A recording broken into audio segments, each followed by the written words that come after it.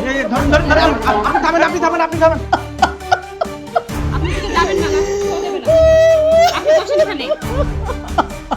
Sir লাশ থেকে অনেক গন্ধ বেরোচ্ছে। লাশ তো আজকের না, 2-3 দিন পুরনো। বসুন আপনি। এই মাস্ক বের করেন। সরি স্যার, মাস্ক তো ধরেন। আসা হয়নি স্যার। একটা ইম্পর্টেন্ট জিনিস সেটাও আপনাদের কাছে থাকে না। কি করেন? ম্যাগনেসিয়াম গ্লাসটা দেন। স্যার লাশ দেখে তো মনে হচ্ছে স্টেপ করে খুন করা হয়েছে। তাই তো মনে হচ্ছে। মার্ডার কোনো ক্লু রেখে যায়নি।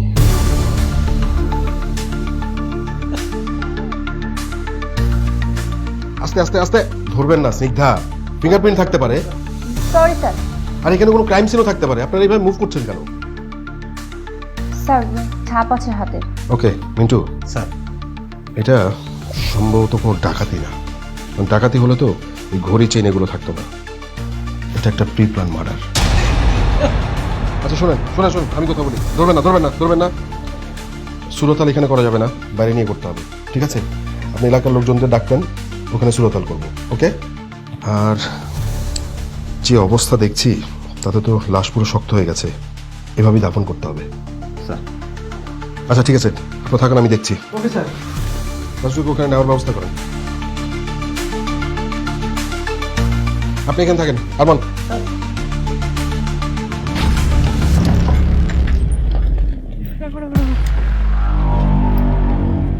এই নাও মামা, ভাড়া কি আরো লাগবে? না আপা, ঠিক আছে, লাগবে না আর।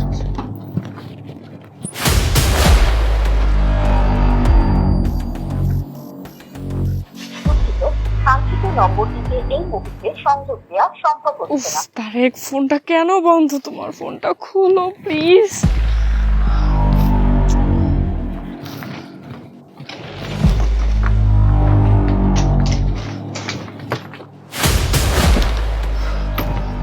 ঘর তো খোলা থাকারই কথা ছিল, কিন্তু তালা দেওয়া কেন? উফ। দুঃখিত, কাঙ্ক্ষিত নম্বরটিতে এই মুহূর্তে সংযোগ দেওয়া সম্ভব হচ্ছে না। তারেক তুই কই মরছস?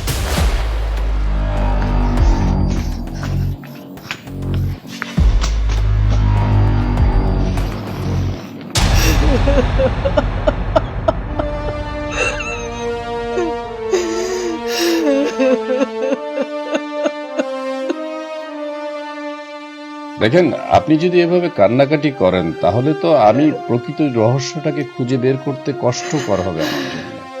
আমি খুঁজে বের করতে হয়তো বা পাবো না। আপনি প্লিজ একটু কান্নাটা থামান। আচ্ছা আপনি আমাকে একটা কথা বলেন, আপনার বোন, আপনার বোনের হাজবেন্ড, এদের সাথে কি কারো কোনো শত্রুতা ছিল? জমি জমা, ব্যবসা সংক্রান্ত কিংবা অন্য কোনো রকম আপনার কানে কি কখনো এসেছিল যে এদের সাথে কোনো এনিমিটি কারো আছে? না স্যার। তাহলে আচ্ছা, আপনার ভাগ্নি সম্পর্কে আপনি কতটুকু জানেন? ওনার সাথে কি কারো কোনো প্রেম কিংবা কারোর সাথে বেশি কথা বলতো কিংবা কারোর সাথে আড্ডা দিত, এরকম কোনো কিছু বলতে পারবেন? না স্যার, ওইসব কিছু ছিল না। ও খুব সাধারণ একটা মেয়ে। তাহলে আপনার কখন থেকে মনে হচ্ছে যে কিছু একটা সমস্যা হয়েছে? আমার বোনের সাথে আমার প্রতিদিন কথা হতো। 2 দিন হলো আমার বোন ফোন দেয় না, তাই আমি নিজ থেকেই ফোন দিয়েছিলাম, কিন্তু ফোন ধরেনি। প্রথমত ভাবছিলাম হয়তো পরিবারের সমস্যা হয়েছে। আপনার কখন সন্দেহ হয়েছে? স্যার, আমার ভাগ্নি আনিকাকে যখন কল দিলাম সেও ফোনটা ধরেনি। তখনই ভাবছিলাম হয়তো একটা কিছু ঘটেছে। আচ্ছা আপনি আমাকে একটা কথা বলেন, সেটা হচ্ছে যে আনিকাকে আপনি কতবার কল দিয়েছেন? স্যার দিনের ভিতরে প্রায় 1 থেকে 150 বার হবে। 1-150 বার? ঠিক আছে, আপনি আনিকার ফেসবুক আইডি নাম্বারটা দিবেন আর ফোন নাম্বারটা দিবেন আমার কাছে। আরমান, স্যার। ফেসবুক আইডিটা বের করবেন। স্যার। 01745। ফেসবুক আইডির নাম কি ছিল? আর ফেসবুক আইডি আনিকা চৌধুরী। আনিকা? আমার একটা কাজ করবেন, আনিকার মোবাইল নাম্বারটা ট্র্যাক করবেন, তার লাস্ট লোকেশন নেবেন। সেকেন্ড থিং, তার ফেসবুক আইডি থেকে তার ছবি নেবেন, তাকে খুঁজে বের করতে সুবিধা হবে। ঠিক আছে স্যার,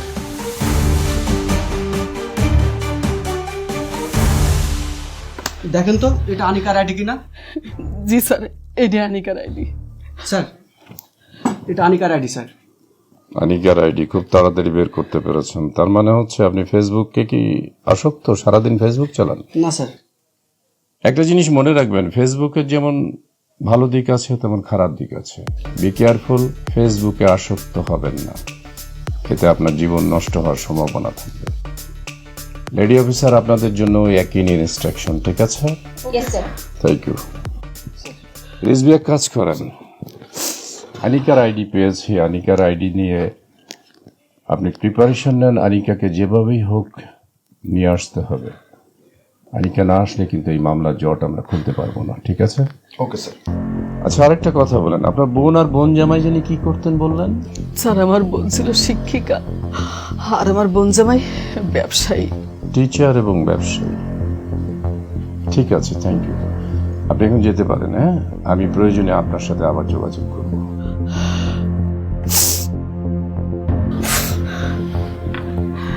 আসসালামু আলাইকুম স্যার। জি, thank you very much, thank you.